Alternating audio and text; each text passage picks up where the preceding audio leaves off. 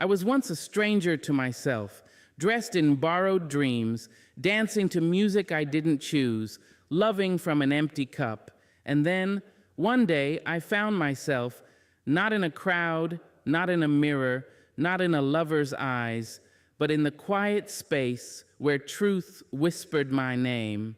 Life begins when you find yourself, and until that moment, every smile is practice, every step is rehearsal. But when you find yourself, really find yourself, oh, beloved, the world changes color. Stay with me, because I'm not just going to speak about finding yourself. I'm going to help you remember the you that's been waiting all along.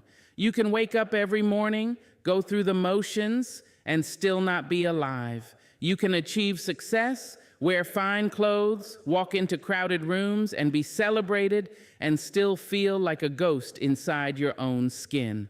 There's a kind of living that is hollow, where you laugh when you're supposed to, work as expected, smile on cue, and perform the rituals of life without ever truly touching its soul. That kind of life is an illusion, a beautifully painted mask on a face that's never been seen. And too many of us live in that space, calling it happiness, calling it purpose, but knowing deep inside we've never met ourselves. From the time we are young, the world teaches us how to be acceptable. We are told to sit still, be good, follow the rules, color inside the lines. We are praised when we behave like others, and corrected when we drift too far from what's familiar. Slowly, we start believing that to be loved, to be safe, to belong, we must become something other than who we are. So we build ourselves out of expectations. We become someone who pleases our parents, impresses our friends, fits into the mold of what's considered normal or successful. But with every layer we add to be accepted, we lose a piece of who we truly are. And here's the quiet tragedy. We can live our entire lives that way and never know the difference. Because the world claps for performance. It rewards obedience. It lifts up the image, even when the soul underneath it is suffocating. You can be praised for a version of yourself that's only a fraction of the truth. You can be celebrated while being completely unseen. The applause gets louder and the silence inside you grows. People ask, why do I feel empty when I've achieved everything I thought I wanted? They wonder, why do I feel like a stranger in my own life? The answer isn't in what you've done, it's in who you haven't become, because until you've stripped off the layers of performance, until you've stood alone with yourself and listened, really listened, to what your soul has to say, you haven't lived. You've acted. You've endured, you've survived, but you haven't lived. There is a difference between existing and being alive. Existing is automatic. You breathe, you eat, you do what needs to be done. Being alive is intentional. It's sacred. It means being connected to something deeper than routine, something more honest than comfort. Being alive requires that you know who you are, not the version you show the world, but the raw, unedited truth of you. But finding that truth is terrifying. That's why most people avoid it. It's easier to play a role than to confront your own reflection without the makeup, without the filters, without the applause. It's easier to be busy than to be still, because when you're still, the truth has a chance to speak. And truth, when it first arrives, doesn't always comfort you. It often confronts you. It will tell you that you've been lying to yourself, that you've stayed in places that drained you, that you've built a life around other people's expectations, not your own soul's call, and that is not easy to hear. But it's necessary, because that illusion you've been living inside, it's not sustainable. Sooner or later, it cracks. Maybe it happens quietly through a slow sadness that you can't explain. Maybe it happens loudly when life crashes in with loss or failure and breaks the illusion apart. However it comes, it always comes. And when it does, you have a choice. Retreat back into performance or walk into truth. Those who dare to walk into truth, who dare to ask themselves, who am I really? They begin to live. Not because everything suddenly becomes perfect, but because everything finally becomes real. They cry real tears. They feel real joy. They speak real words, not ones rehearsed for someone else's comfort. They start to breathe in a new way, not just through their lungs, but through their soul. And from that point on, life is never the same. They might lose some people. They might outgrow some spaces. But what they gain is far greater: their voice, their peace, their power. They no longer need to be chosen because they've already chosen themselves. They no longer need to be seen because they see themselves. And in doing so, they come alive, not just in appearance, but in truth. Living without knowing who you are is like wandering through a dream that never wakes. You can touch things but never feel them. You can be present but never engaged. You can exist in the world but never in yourself. Life doesn't begin at birth or success or marriage or retirement. Life begins the moment you stop pretending and start becoming. It begins when the illusion ends. The road inward does not begin with clarity. It begins with questions, quiet ones at first, soft as whispers in the dark. Why am I here? Who am I really? Why do I feel this way when everything around me seems fine? These are not the loud, proud questions of ambition or public purpose. These are questions of the soul, and they come when the noise outside you grows too loud to cover the silence within. And once they start, they don't stop. The journey inward asks you to stop running, not from the world, but from yourself. And that is where the hardship begins, because it's easy to run. We stay busy for a reason. We fill our days with people and plans and noise. We scroll, we talk, we drink, we perform. All of it designed to keep us moving fast enough that the truth can't catch up. But when you decide to turn inward, to really face what lives in the quiet places of your being, you're choosing to stop. You're choosing to sit in the stillness and listen. And what you hear there isn't always kind. You see, the inward road is lined not with sunshine, but shadows. And those shadows carry everything you've ever buried: the shame, the guilt, the fear, the wounds you wrapped in silence because they were too heavy to hold, the pain you pretended to forget but never really let go of. When you walk inward, you meet all the versions of yourself you've tried to avoid: the broken one, the angry one, the insecure one, the lost one. And you must learn to look them in the eye, not with judgment, but with compassion. That is the hardest part, not facing the pain, but loving the one who carries it. There is a lie many of us believe, that self-discovery should be beautiful, that it should feel like a sunrise or a breakthrough. But the truth is far less romantic. The truth is, self-discovery feels like breaking down before breaking open. It feels like mourning who you thought you were before you can embrace who you truly are. It feels like sitting in a room with your own heart and realizing how long it's been since you asked it what it needed.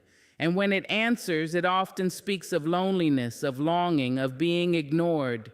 The journey inward strips you. It takes away your titles, your roles, your routines, and asks who you are without them. It confronts you with your patterns, your defense mechanisms, your excuses.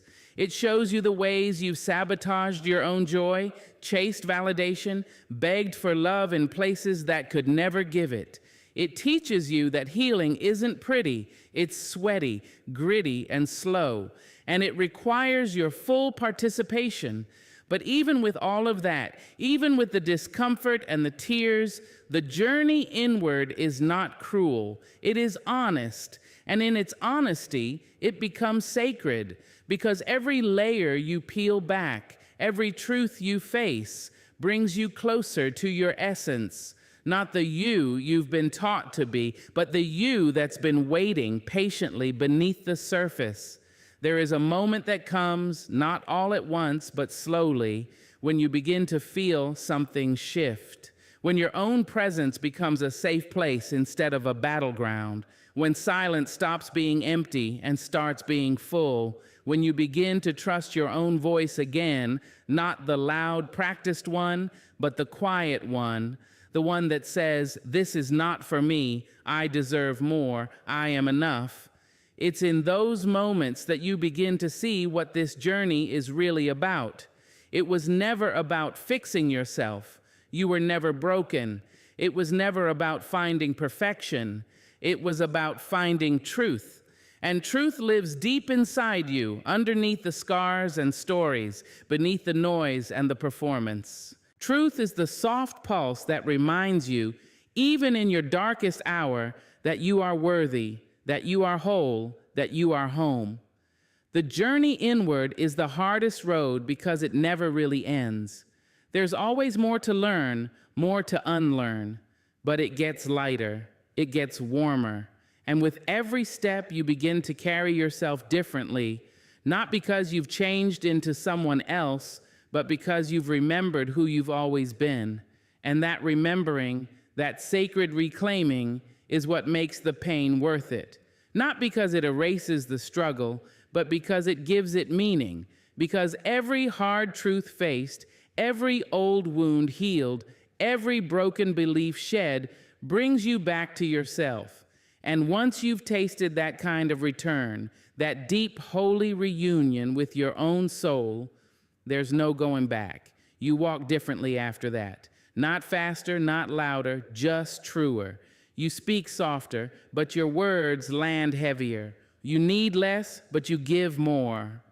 And when the world looks at you, it may not know what changed, but you'll know that you walked the hardest road and you made it home. Pain is not something we seek.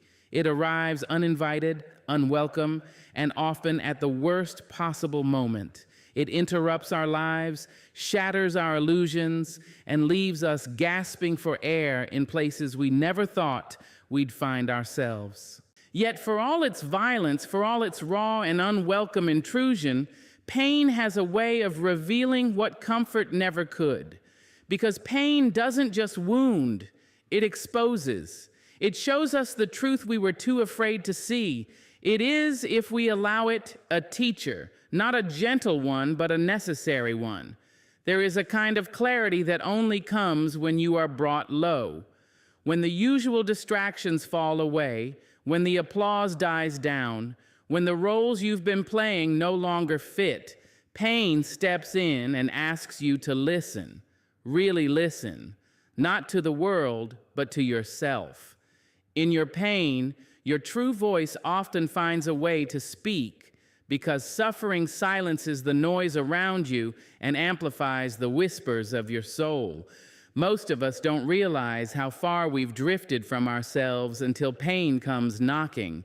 We wear smiles like armor. We perform happiness like it's a duty. We tell the world we're fine while something inside us is unraveling. Pain removes the mask. It breaks the illusion. It forces us to sit with ourselves, to confront the questions we've buried. Who am I without my achievements? What do I believe when everything I leaned on is taken away? What is left of me when the things I thought defined me no longer exist? In these moments, you meet yourself, not the version that was curated for others, but the one that's raw, trembling, and real. You meet the part of you that knows heartbreak, knows disappointment, knows loss, and yet still hopes, still breathes, still reaches for something more. This part of you, the part that endures, is your truest self, and it often only reveals itself in the presence of pain. Pain has a way of burning away what is false. When we suffer, we are forced to let go of perfection, let go of control, let go of the idea that we can plan our way out of heartbreak or grief or failure. We learn painfully that life is not something we master, it is something we move through. And in the movement, we change. Pain doesn't ask our permission to shape us, but we get to decide what shape we take. Some will become bitter, closed off, hardened by what they've endured. That is one path, but pain also offers another way, transformation. If you allow it, pain can soften what was rigid. It can humble what was proud. It can teach compassion in ways no book or sermon ever could. It can make you more tender, more aware of the fragility of others, more willing to hold space for those who suffer in silence. Pain, when processed, doesn't just change how you see yourself, it changes how you see the world. We often ask why pain comes, why we must hurt. But perhaps the better question is, what is it trying to show me? Sometimes pain teaches you that you stayed too long in a place that was never meant for you. Sometimes it reveals how deeply you depended on things outside yourself for validation. Sometimes it shows you the parts of you that still need healing. Whatever its message, pain speaks truth. Not always the truth we want, but often the truth we need. There is power in surviving pain, but even more in facing it, in letting it break you open instead of shut you down, in allowing the wound to become a doorway, not a prison. Because once you've walked through the fire and found yourself still standing, you begin to trust yourself in a new way. You know what you're made of. You know what you can survive. You know your strength, not as a performance, but as a lived reality. That kind of knowing cannot be taught. It must be lived. It must be earned. And the price is often pain, but the reward is depth, authenticity, wholeness. You begin to realize that life's most profound wisdom is often wrapped in the very things we try hardest to avoid. That heartbreak can lead to clarity, that grief can open the heart, that even in the darkest nights, something inside you remains lit. You don't have to thank pain, you don't have to love it, but you can learn from it. You can honor what it gave you, even as you heal. Because pain, if you let it, will point you back to yourself. Not the person you pretended to be, but the person you were always becoming. The one who now knows how to stand in the truth of who they are. And in that truth, there is light, even in the ache. From the moment we are old enough to understand attention, we begin to perform. We smile when praised. We act brave when scared. We learn to shape our faces, our voices, our words to fit the spaces we occupy. School teaches us to raise our hands, not our voices. Families teach us what is acceptable to feel and what must be hidden. Society teaches us that being liked matters more than being known. And slowly, without ever being told outright, we begin to believe that being loved depends on being a version of ourselves that is easier for others to digest. So we perform. We perform intelligence. We perform kindness. We perform confidence. We perform strength. We become actors in the theater of daily life, playing roles that earn approval, avoid conflict, and help us belong. But the danger in performance is not that it's dishonest. It's that we do it so well, we forget it's a performance. We become so rehearsed in being who we think we should be, we lose touch with who we truly are.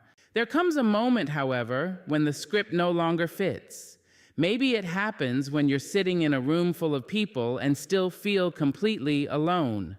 Maybe it happens when you achieve everything you set out to do and still feel a hollow ache inside. Or maybe it happens in the quiet when no one's watching and you catch a glimpse of the truth in your own reflection, a truth that whispers, "This is not me." That moment, however it arrives, is sacred. It is the beginning of freedom. Real freedom doesn't come when others finally accept you. It comes when you no longer need them to. It comes when you stop bending yourself to fit into spaces that were never built for the real you.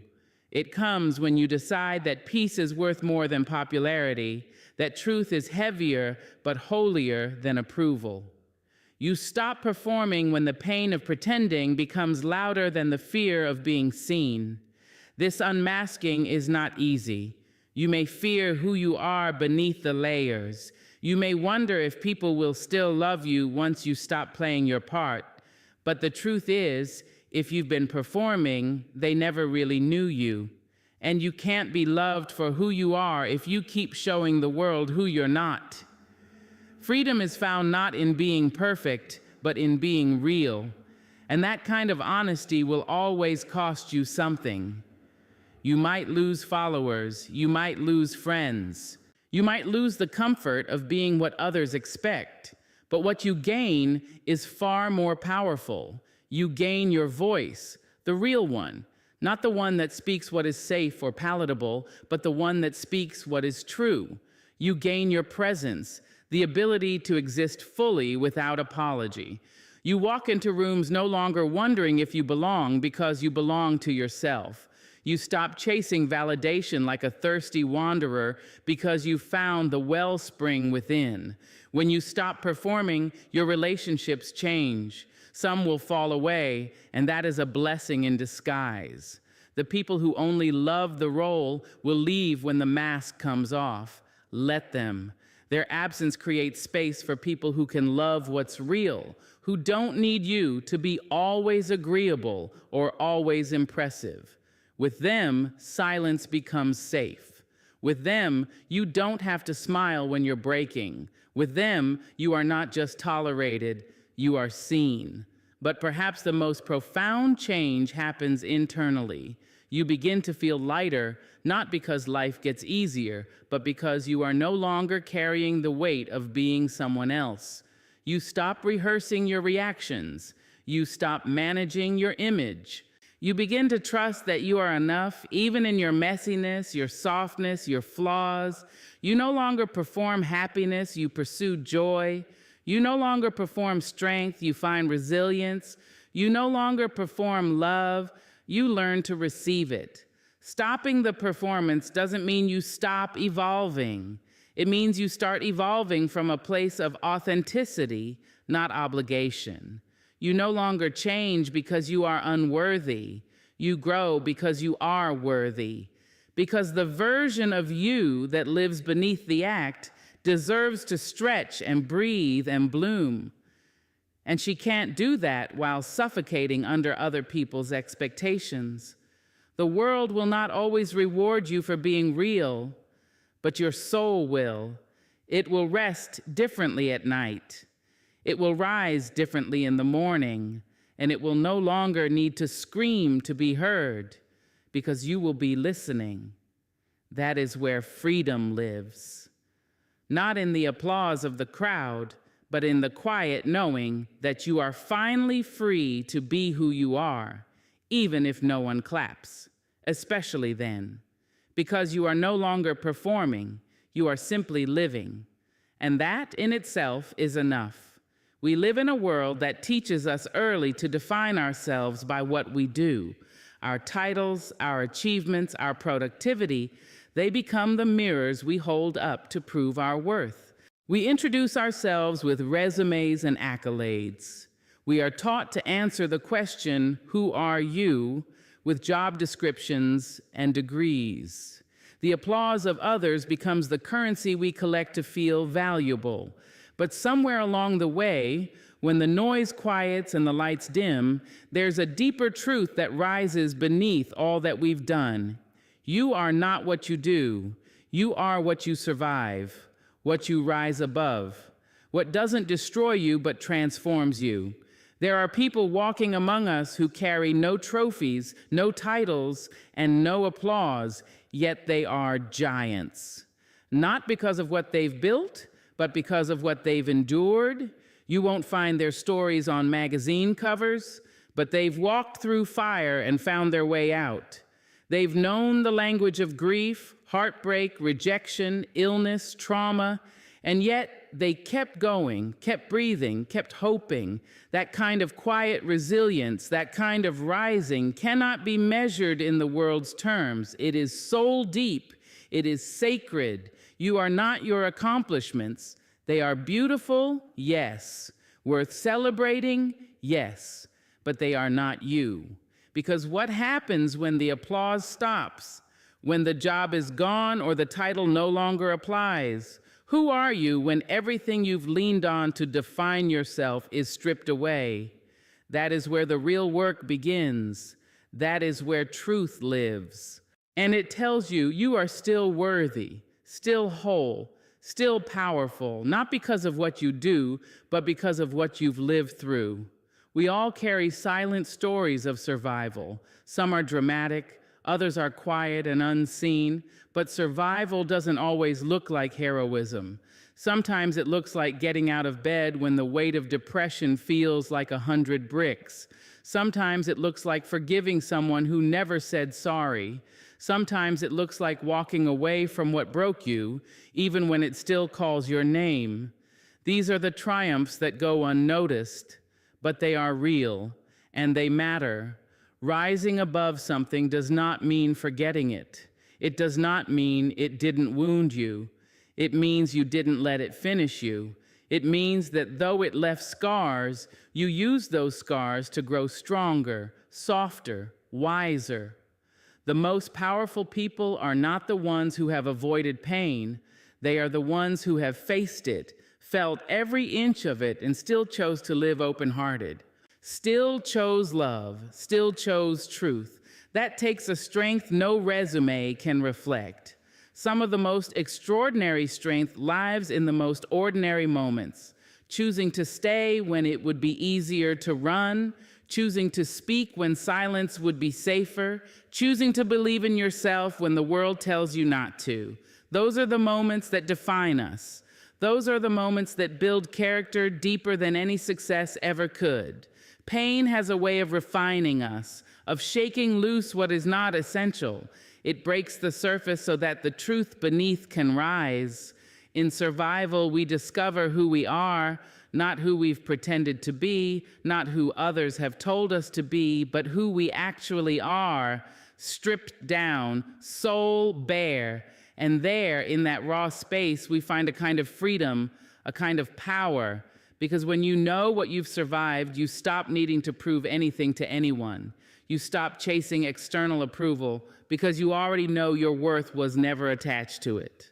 The world will keep trying to tell you that your value lies in your productivity, in your image, in your output, but there is a quieter, deeper truth. Your value lies in your humanity, in your capacity to endure, to heal, to rise again after being knocked down. That's the kind of strength that can't be bought or borrowed. It's earned, it's lived. You are not defined by your job, your bank account, your social media presence, or your outward success. You are defined by your spirit, by the way you keep showing up, by the way you've kept going when no one knew how hard it was. You are defined by your resilience, by the way you've rebuilt yourself again and again, even when you weren't sure you could. So don't be fooled by the surface. Don't be tricked into thinking that what you do is the sum total of who you are. Because long after the job title fades, after the spotlight dims, after the applause dies down, what will remain is your story, your strength, your survival, what you rose above. And that is who you truly are. Finding yourself is not a one-time event. It's not something that happens in a single revelation or in a moment of silence on a mountaintop. It's a slow, brave, and often messy unraveling, a returning to the parts of you that have been buried under expectations, disappointments, roles you never chose, and wounds you were never taught how to name. It is the work of your life, and yet it is the beginning of everything that matters. Because until you know who you are, beyond what others say, beyond what you've been taught to be, you can't love deeply, live fully, or leave behind anything real. Many people spend their lives avoiding themselves. It's not always intentional. We're just taught to look outward. We chase approval, success, money, love, thinking that these things will finally give us the feeling we're missing. But the feeling we're missing has never been out there. It's always been within. Real love, real peace, real purpose, they begin the moment you stop searching for yourself in other people's reflections and begin looking inward. Finding yourself is not about changing who you are. It's about remembering who you were before the world told you who to be. It's peeling back the layers of survival. It's sitting with your pain without trying to fix it right away. It's asking, what do I believe? What do I value? What feels like truth to me, not just what I was taught to believe? It is painful, yes, but it's also powerful. Because once you start to see yourself clearly, you begin to move differently. You speak more truthfully. You live more intentionally. You love more freely, not from a place of need, but from a place of wholeness. Real love can't exist without self-awareness. Without knowing who you are, love becomes performance or dependency. You start molding yourself to fit someone else's idea of love. You start tolerating things that shrink you because you're afraid to be alone. But when you've found yourself, when you know your worth without needing it echoed back, you stop loving from emptiness. You love from abundance. You stop trying to earn affection and begin to choose connection. You set boundaries, not as walls, but as doorways that protect the sacredness of who you are. When you know yourself, you don't beg for love, you recognize it. You don't confuse attention for care or control for commitment. You start seeing clearly, not just others, but yourself. You become the kind of person who can be alone without being lonely, because your own presence becomes a safe place. And that kind of presence, that quiet confidence in who you are, is magnetic. It invites the right kind of love, the kind that doesn't require performance, the kind that feels like rest. Finding yourself also shifts the way you live. You stop chasing every trend, every opportunity that looks good on the outside but doesn't feel good on the inside. You begin making decisions that align with your truth, even if they're unpopular. You walk away from what doesn't nourish you. You stop measuring your life by what others are doing and start building a life that feels right for you. That's real living, not just existing, not just surviving, but being awake to your own life, present, grounded, alive. Real living is not about constant happiness, it's about meaning. It's about waking up with a sense of purpose, even on the hard days. It's about doing the work that feeds your soul, not just your wallet. It's about surrounding yourself with people who reflect back your truth, not your performance. It's about being in relationships where you can be fully seen and still fully loved. That's the kind of life that doesn't just feel good, it's the kind that leaves a mark. Because when you find yourself, you start to build something that lasts. Legacy isn't about fame or fortune. It's about impact. It's about how your presence changes a room. It's about how your healing helps others heal. It's about the way you love, the way you listen, the way you show up, not just for others, but for yourself. The truest legacy you can leave is not in what you accomplish, but in who you become. And that journey always begins with finding yourself.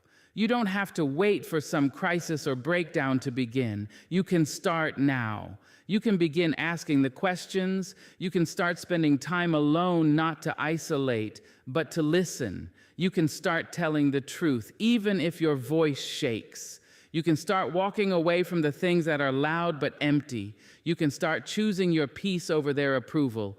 You can start coming home to yourself, because that's where everything real begins. Real love, real living, real legacy. It all starts the moment you decide that who you are is worth finding. And when you do, the world doesn't just get a better version of you, it gets the real one. The one that was always waiting beneath the noise. The one who came not just to exist, but to live. You will not always walk with certainty, but walk anyway. You will not always feel ready, but rise anyway, because the greatest journey is not the one you take to distant places. It's the one you take back home to yourself. And when you arrive and when you find yourself, life doesn't just begin.